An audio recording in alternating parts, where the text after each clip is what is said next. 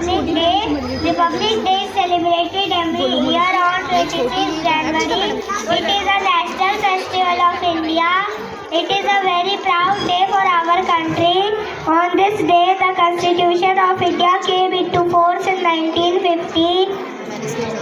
Republic means a country whose leader is a president, not a king or queen. Republic Day parade is a big event at Rajpath in New Delhi. On this day, every school and colleges held a program. On this day, our Prime Minister hoisted flag at India Gate in New Delhi. Thank you. गणतंत्र दिवस की सभी देशवासियों को हार्दिक मंगल कामनाएं। तो आज 26 जनवरी है और इसी दिन हमारा भारतीय संविधान लागू किया गया था और इस दिन पूरे देश में संविधान दिवस यानी गणतंत्र दिवस को मनाया जाता है और इस देश के सभी स्कूलों में गणतंत्र दिवस को 26 जनवरी के रूप में मनाते हैं। दिल्ली में भी परेड की जाती है और अपनी लोक संस्कृति को भी वहाँ पर दिखाया जाता है। लेकिन गंभीर और सोचने वाली बात यह है कि जो हमारे भारतीय संविधान के निर्माता हैं डॉक्टर बाबा साहब अम्बेडकर, उनको स्कूलों में पढ़ाया ही नहीं जाता है, प्राइवेट हो या सरकारी स्कूल हो, उनको पढ़ाया ही नहीं जाता है। बाबा साहब के बारे में यह भी नहीं बताया जाता है कि हमारे बाबा साहब भारतीय संविधान के निर्माता हैं। और गणतंत्र दिवस के नाम पर जो है बच्चों को ये डांस कराकर और पोएम वगैरह कराकर बच्चों को वहाँ पर यह प्रस्तुति करा देते हैं। और आप देख सकते हैं बच्चे अपने भारतीय जो अपने देश के गाने हैं उन पर तो वो कर रहे हैं, लेकिन सोने पे सुहागा ये बात होती अगर बाबा साहब के जो उसमें प्रतिभागिता थी हमारे भारतीय संविधान में और यह संविधान क्यों मनाना चाहिए, असल बात बच्चों को पता होती तो आज इस भारत का दृश्य कुछ और ही होता। लेकिन यह कमी भी हम आपको आगे बताएंगे, क्योंकि कमी यह है कि जो हमारे स्कूलों में जो टीचर होते हैं ज़्यादातर स्वर्ण समाज के ही हैं और प्राइवेट स्कूलों में जो टीचर होते हैं उन पर भी स्वर्ण समाज के लोगों का ही कब्जा है, स्वर्ण टीचरों का कब्जा है। सरकारी स्कूल हो या प्राइवेट स्कूल हो, हमारे बहुजन समाज के जो टीचर होते हैं वो इतना अपनी रुचि नहीं दिखाते हैं। तो कारण यही हो जाता है कि लोग जागरूक नहीं हैं। अब इसमें 2-3 बच्चों ने भारतीय संविधान के लिए गणतंत्र दिवस के लिए स्पीच दी है, लेकिन वह स्पीच भी बच्चों को अच्छी तरीके से याद नहीं है। तो यह कमी यही है कि हमारे बहुजन समाज के जो टीचर हैं, जो शिक्षक हैं, वो अपना फर्ज अच्छी तरह नहीं निभा पा रहे हैं। और जो बाबा साहब के जो उन्होंने महान कार्य किए थे, सब सर्वप्रथम हमारा भारतीय संविधान लिखा था, उसको ही वो नहीं पढ़ा पाते हैं और जानकारी नहीं दे पाते हैं। तो इसका नतीजा ये होता है कि हमारे जो देश के बच्चे हैं उनको असल में पता ही नहीं है। केवल 26 जनवरी के नाम पर प्रोग्राम होते हैं, लेकिन जो संविधान लागू हुआ था उसमें कितने सदस्य शामिल थे और किस लिए लागू किया गया था, यह बच्चों को ज़्यादातर पता नहीं होता है। और आप देख सकते हैं कि बच्चों को भीड़ कितनी आई हुई है, बच्चे हैं, उनके माता पिता भी हैं, आए हुए हैं। अगर इस दिन पर्व है हमारा संविधान है, हमारी पूरी दुनिया में सबसे बड़ा संविधान है। डॉक्टर भीमराव अम्बेडकर जी हमारे संविधान के जनक हैं। हमें हमारे संविधान का सम्मान करना चाहिए। मुझे भारतीय होने पर गर्व है। मैं अपने देश को प्यार करती हूँ। धन्यवाद। जय हिंद, जय भारत। संविधान लागू हुआ था, हमारे वीर शहीदों ने अपनी जान देकर भारत को स्वतंत्र बनाया है। आज उनके बलिदानों को याद करने और नमन करने का दिन है। गणतंत्र दिवस हम सभी देशवासियों को एक धागे में बांधता है। हम अपने वतन से बहुत प्यार करते हैं और हमें अपने भारतीय होने पर गर्व है। जय हिंद, जय भारत। हमारे बहुजन समाज के व्यक्तियों के भी बहुत स्कूल खुले हुए हैं, लेकिन विडंबना यह है कि वो अपने बहुजन समाज के लिए कुछ कार्य नहीं कर पाते हैं। जैसे ये स्कूल है हमारे एक दलित समाज के व्यक्ति का ही स्कूल है, लेकिन यहाँ पर जो टीचर हैं ज़्यादातर स्वर्ण समाज के ही हैं। कमी यही है कि हमारे जो बहुजन समाज के जो टीचर होते हैं प्राइवेट स्कूल में बच्चों को पढ़ाने के लिए इतने उत्सुक होते नहीं हैं, और वो सरकारी अगर टीचर भी बन जाते हैं तो सरकारी जॉब के लिए वो सरकारी स्कूल में पढ़ाने के लिए वो कोशिश करते हैं। लेकिन हमारे यह जो बहुजन समाज का व्यक्ति है स्कूल है, इसमें ज़्यादातर बच्चे बहुजन समाज के ही पढ़ रहे हैं, और इसमें सभी धर्मों के बच्चे स्कूल में पढ़ रहे हैं। जानकारी मैं इसलिए दे रही हूँ कि आपको भी पता होना बहुत ज़रूरी है। और बहुजन समाज के बच्चे तो काफ़ी संख्या में पढ़ रहे हैं, लेकिन टीचर ज़्यादातर यहाँ पर स्वर्ण समाज के ही हैं। एक टीचर यहाँ पर ऐसी भी है जो बाबा साहब को मानने वाली है और बाबा साहब के विचारों पर चलती है। उसी टीचर ने थोड़ी कोशिश करी थी कि बच्चों को संविधान के बारे में बताया जाए, लेकिन एक टीचर से कुछ नहीं होता है। जब तक हमारे देश में बाबा साहब को मानने वाले अम्बेडकरवादी टीचर लाखों की संख्या में नहीं एकजुट होंगे, तब तक इस देश में भारत में हमारे बाबा साहब के विचार नहीं फैल पाएंगे, तथा गौतम बुद्ध की विचारधारा नहीं आएगी, बाबा साहब की विचारधारा नहीं आ पाएगी। क्योंकि स्कूलों से ही हम इस देश का विकास कर सकते हैं, इस देश की जो असल संस्कृति है उसको ही ला सकते हैं। क्योंकि बचपन से ही बच्चों को अगर पढ़ाया जाए, समझाया जाए, तो वो अपने इतिहास के बारे में भी जान सकते हैं, और जो जातिवाद और भेदभाव फैला हुआ है उसके खिलाफ भी जंग लड़ सकते हैं, क्योंकि शुरुआत बच्चों की बचपन से ही Subhash होती Chandra है। Bose was a great freedom fighter of India. He was born on 23 January 1897 in Cuttack, Odisha. His father's name was Janaki Nath and mother's name was Prabhavati Devi. He gave up his केवल एक teacher के ही हमारे संविधान को पढ़ाने से कुछ नहीं हो पाता है। टीचर की अच्छी मैं तो उनका साहस समझूंगी कि उन्होंने कोशिश की थी कि हमारे भारतीय संविधान के बारे में जानकारी दी जाए, लेकिन बच्चों को देशभक्ति और क्या नाम है उसके नाम पर भगवानों के ज़्यादा प्रोग्राम कराए गए, क्योंकि स्वर्ण टीचर थे वो इसको हैंडल कर रहे थे प्रोग्राम को, तो इसलिए। और मैं आपको आगे बता देती हूँ कि जानकारी देना चाहती हूँ कि एक हमारे बहुजन समाज के व्यक्ति ने, हमारे साथी ने मैसेज भेजा है जो हमारे बहुजन समाज को पढ़ना चाहिए और सुनना चाहिए। और डॉक्टर बी.आर. अम्बेडकर ने कानून मंत्री पद से इस्तीफा क्यों दिया था, इसके बारे में मैं आज आपको बताना चाहूँगी। इसके 4 मुख्य कारण थे। Doctor B R. अम्बेडकर ने अनुच्छेद 340 में ओबीसी आरक्षण के विषय में लिखा। उसकी सच्चाई और तथ्य आपको जानने चाहिए, क्योंकि नंबर 1 अनुच्छेद 341 के अनुसार शेड्यूल कास्ट यानी एससी को 15% प्रतिनिधित्व दिया था, और नंबर 2 अनुच्छेद 342 के अनुसार शेड्यूल ट्राइब यानी एसटी को 7.5% प्रतिनिधित्व दिया था। और इन वर्गों का विचार करने से पहले डॉक्टर बी.आर. अम्बेडकर ने सर्वप्रथम ओबीसी अर्थात अन्य पिछड़ी जातियों का भी विचार किया। इसलिए डॉक्टर बाबा साहब अम्बेडकर ने अनुच्छेद 341 के अनुसार ओबीसी को सर्वप्रथम प्राथमिकता दी थी। अनुच्छेद 340 के अनुसार ओबीसी को 52% प्रतिनिधित्व देने का प्रावधान किया। उस समय लौह पुरुष सरदार पटेल इसका विरोध करते हुए बोले, ये ओबीसी कौन है? ऐसा प्रश्न सरदार पटेल ने स्वयं ओबीसी होते हुए पूछा, क्योंकि उस समय एससी और एसटी में शामिल जातियों को पहचान हो चुकी थी, और ओबीसी में शामिल होने वाले 6500 से अधिक जातियां थी जिनका कार्य पूरा नहीं हुआ था।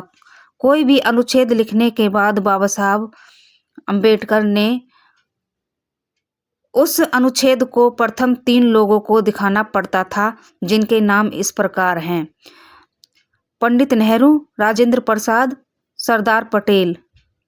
इन तीनों की मंजूरी के बाद इस अनुच्छेद का विरोध करने की हिम्मत किसी में नहीं थी।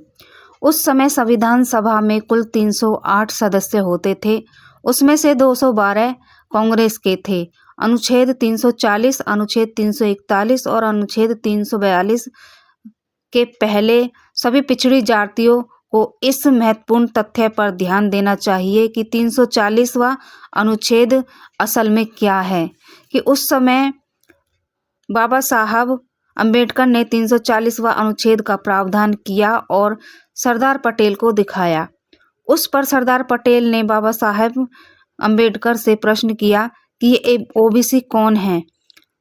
हम तो SC ST को ही बैकवर्ड मानते हैं, ये ओबीसी आप कहाँ से ले आए? सरदार पटेल भी बैरिस्टर थे और वह स्वयं ओबीसी होते हुए भी उन्होंने ओबीसी से संबंधित अनुच्छेद 340 का विरोध किया, किंतु इसके पीछे की बुद्धि सिर्फ गांधी और नेहरू की थी। तब डॉक्टर बाबा अंबेडकर ने सरदार पटेल से कहा कि it's all right mister Patel, मैं आपकी बात संविधान में डाल देता हूँ। भारतीय संविधान के अनुच्छेद 340 में सरदार पटेल के मुख से बोले गए वाक्य के आधार पर 340वें अनुच्छेद के अनुसार राष्ट्रपति राजेंद्र प्रसाद ने ओबीसी कौन है उन्हें पहचानने के लिए आयोग नहीं बनाया। इसलिए दिनांक 27 सितंबर 1951 को बाबा साहब ने केंद्रीय कानून मंत्री पद से इस्तीफा दे दिया। मतलब ओबीसी के कल्याण के लिए केंद्रीय मंत्री पद से इस्तीफा देने वाले पहले और अंतिम व्यक्ति डॉक्टर बाबा साहब अंबेडकर हैं। परंतु आज भी यह धारणा अपने ओबीसी जातियों के मित्र को शायद मालूम नहीं है। इस बात पर बहुत आश्चर्य और दुख होता है। भारत में आरक्षण के औचित्य पर जब बहस होती है तो कुछ मेरे आरक्षण विरोधी मित्र कहते हैं कि आरक्षण के कारण देश में जातिवाद बढ़ रहा है। आज़ादी के पहले देश में आरक्षण नहीं था। क्या उस समय जातिगत भेदभाव नहीं था, जिसके शिकार बाबा साहब अम्बेडकर जैसे व्यक्ति भी हुए थे? अब बताइए कि जातिवाद के कारण आरक्षण है या आरक्षण के कारण जातिवाद है? हकीकत तो यह है कि देश में 15% लोग शेष 85% लोगों के ऊपर शासन करने की मंशा रखते हैं, जो आज के ज़माने में संभव नहीं है। आज यदि यह हो रहा है तो इसके पीछे 55% ओबीसी की दोहरी निष्ठा है, जो तय नहीं कर पा रहे हैं कि किसके साथ रहें। अपर कास्ट उन्हें अपने बराबर स्थान देगा नहीं और SC ST को ओबीसी अपने बराबर समझता नहीं। यही पेच है और इसी पेच के चलते इस देश पर 15% लोगों का शासन चल रहा है और हम बाध्य हैं कि देश में बहुमत का शासन है। तो यह विचार अपने MT खेड़े ने हमारे ग्रुप साथी जो हैं उन्होंने भेजे हैं व्हाट्सएप ग्रुप और शेयर करने के लिए कहा है, लोगों को समझाने के लिए बोला था और मैंने उनके विचार आपको बताए, जो उन्होंने जानकारी उनके पास थी बाबा साहब अम्बेडकर के बारे में। अब ये बच्चे आप देख रहे हैं, ये पढ़ाई के ऊपर जो गाना है उस पर कव्वाली पर ये लोगों को समझाने का काम कर रहे हैं कि पढ़ाई लोगों के लिए कितनी ज़रूरी है, बच्चों के लिए। जब हमको यह जानकारी मिलती है कि हमारे बहुजन समाज के जो लोग हैं उनके भी स्कूल खुले हुए हैं, प्राइवेट स्कूल, तो खुशी तो होती है, लेकिन दुख यह भी होता है कि वहाँ पर भी मनुवादी लोगों का कब्जा होता है और जो हमारे बाबा साहब की विचारधारा है वो नहीं पहुँच पाती है। अब इन बच्चों को देखिए, ये किसी गाने पर डांस कर रहे हैं और बाबा साहब के बारे में उनको जानकारी नहीं है।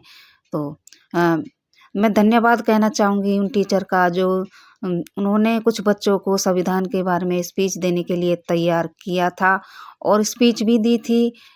ठीक से नहीं दे पाए लेकिन उन्होंने स्पीच दी थी। तो अगर हमारे देश में ऐसे ही अम्बेडकरवादी टीचर स्कूलों में, खासतौर पर प्राइवेट स्कूलों में होंगे तो वो शायद कोशिश कर पाएँ कि हमारे बाबा साहब के विचारधारा और बाबा साहब के संविधान के बारे में बच्चों को जानकारी मिले। तो हम आपको ये भी दिखाएँगे कि इसमें एक नया जो है मुझे दिखाई दिया इसमें कि बच्चे छोटे-छोटे थे, उसमें रैंप वॉक भी कराया गया था बच्चों का। देखिए आप बच्चे किस तरीके से रैंप वॉक कर रहे हैं।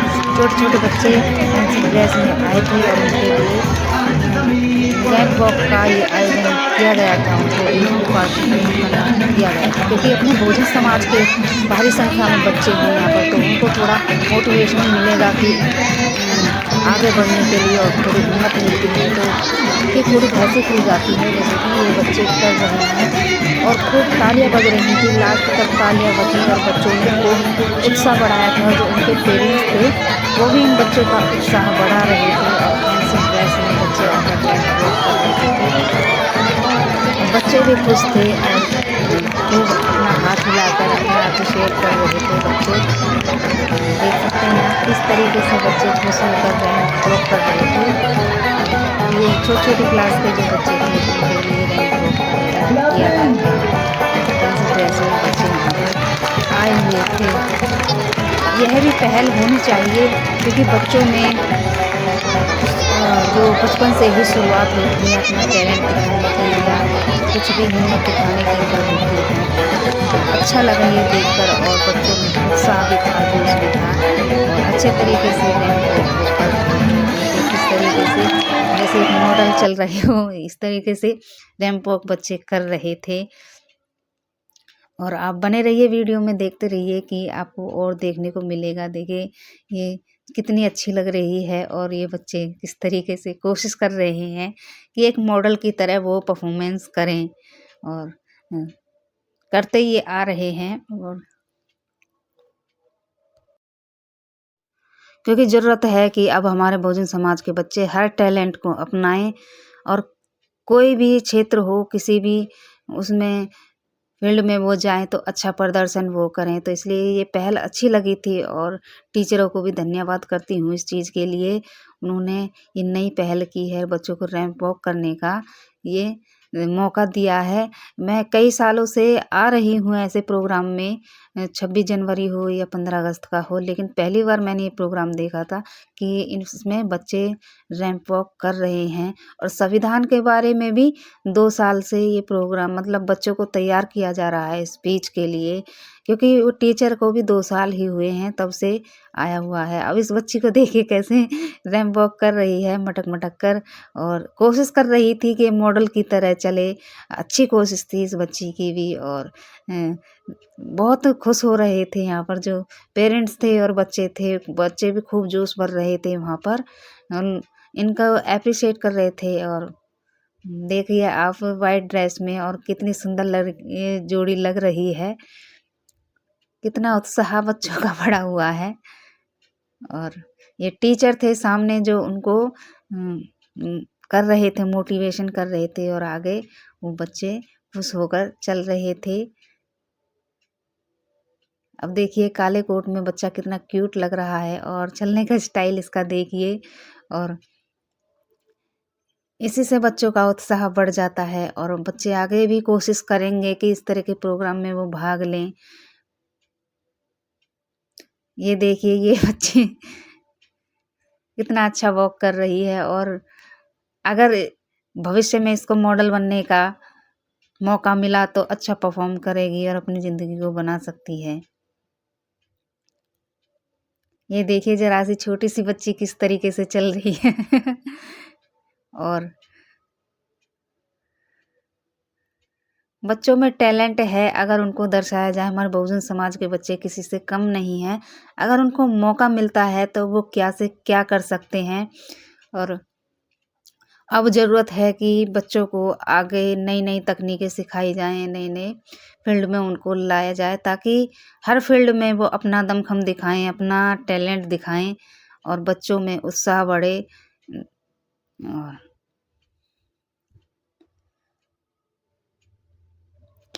ये चश्मा पहन के बच्चा कितना क्यूट लग रहा है और सभी बच्चे रैंप वॉक करते हुए एक-एक करके अपनी प्रदर्शनी दिखाते हुए किस तरीके से कर रहे हैं रैंप वॉक। तो बस मैं यही कहना चाहूँगी कि जो भी मेरे बहुजन साथी टीचर अगर सुन रहे हैं या मेरी वीडियो देख रहे हैं, तो आप प्राइवेट स्कूलों में अपना रुख करें और अपने जो बहुजन समाज के बच्चे हैं, उनको थोड़ा अपने महापुरुषों के बारे में भी जानकारी दें और उनको फैशन, सिंगिंग, डांसिंग जो भी हो सब में उनका टैलेंट मजबूत करें ताकि हर फील्ड में जाकर वो अपना भविष्य बनाएं और जातिवाद के खिलाफ भी वो लड़ाई लड़ें और अपने हुनर को आगे बढ़ाते रहें क्योंकि बहुजन समाज के बच्चे भी किसी से कम नहीं हैं और यही दर्शाता है। अगर इसी स्कूल में जो हमारे बहुजन समाज के व्यक्ति का स्कूल है इसमें ही हमारे बहुजन समाज के टीचर होते तो शायद इस स्कूल की दशा और दिशा भी काफ़ी अच्छी होती क्योंकि यहाँ पर जो स्कूल है हमारे यहाँ पर जैसे भारत पब्लिक स्कूल है, पंचशील पब्लिक स्कूल है, राज मॉडर्न स्कूल है, ये काफ़ी महंगे स्कूल हैं और फीस इतनी महंगी है कि उसमें मीडियम जो मध्यम वर्ग के जो हमारे लोग हैं वो भी वहाँ पर बच्चों को नहीं पढ़ा पाते हैं क्योंकि फीस इतनी ज़्यादा है कि बच्चे नहीं पढ़ पाते हैं। और यहाँ पर जो ये स्कूल है अर्पण पब्लिक स्कूल है, हमारे बहुजन समाज के व्यक्ति का ये स्कूल है। इसमें कम बजट में यहाँ पर हमारे बहुजन समाज के बच्चे ज़्यादा संख्या में पढ़ते हैं क्योंकि यह स्कूल थोड़ा बजट में आ जाता है और फीस इतनी नहीं है जितनी और स्कूलों में है। इसीलिए यहाँ पर बहुजन समाज के बच्चे ज़्यादा पढ़ते हैं और ठीक है इंग्लिश मीडियम स्कूल है, इंग्लिश भी पर भी काफ़ी ध्यान दिया जाता है इस स्कूल में। और मैंने पिछली वीडियो आप बनाई थी जिसमें आर्ट एंड साइंस का जो है मतलब आर्ट और साइंस का एग्जीबिशन हुआ था, उसमें बच्चों ने परफॉर्म किया था, बहुत अच्छा प्रदर्शन किया था और वो भी 2-3 साल से हो रहा है। तो यह मुझे भी बहुत अच्छी बात लगी थी और वीडियो मैंने उसका बनाकर यूट्यूब पर डाला था और ये अच्छी पहल है जो बच्चों को आगे बढ़ाने के लिए की जा रही है और स्कूल को भी ये भी आगे किया जा रहा है, इसमें काम चल रहा है। स्कूल को भी बड़ा किया जा रहा है ताकि बहुजन समाज के बच्चे और भी संख्या में यहाँ पर आएँ और पढ़ें। अभी तक तो ये 8वीं तक है स्कूल ये, लेकिन इसको आगे 10th तक या 12th तक करने की बात हो रही है। इसमें काम चल रहा है और बिल्डिंग बनाई जा रही है और हम तो चाहते हैं और बहुजन समाज से भी अपील करते हैं कि ऐसे स्कूलों को अपने बहुजन समाज के बच्चों को उसमें जगह दें और उनका भविष्य बनाने में भी उनकी मदद करें। और हम चाहते हैं कि यह स्कूल भी खूब आगे बढ़े। तो जय भीम, नमो बुद्धाय साथियों।